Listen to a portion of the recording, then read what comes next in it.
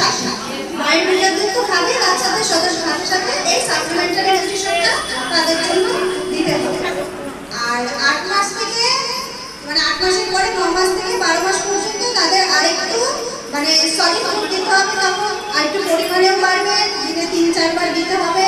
তখন খিচুড়ি, ডাল চালের খিচুড়ি, তার সাথে সবজি, ব্রকলি, আলু, গাজর, কুমড়ো এগুলো দেওয়া যাবে, বিনস, আর তার সাথে ডিম সেদ্ধ করে দেওয়া যাবে, বিভিন্ন ধরনের ডাল দিয়ে খিচুড়ি করা যাবে। বাচ্চাদের এইসব সাপ্লিমেন্টারি নিউট্রিশনটা দিতে হবে।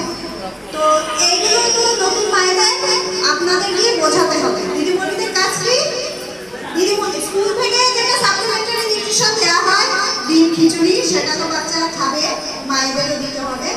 আর তার সাথে আপনাদের উচিত মাদার্স মিটিং বা হোম ভিজিটের সময় নতুন মায়েদের নিয়ে এই জিনিসগুলো বোঝানো,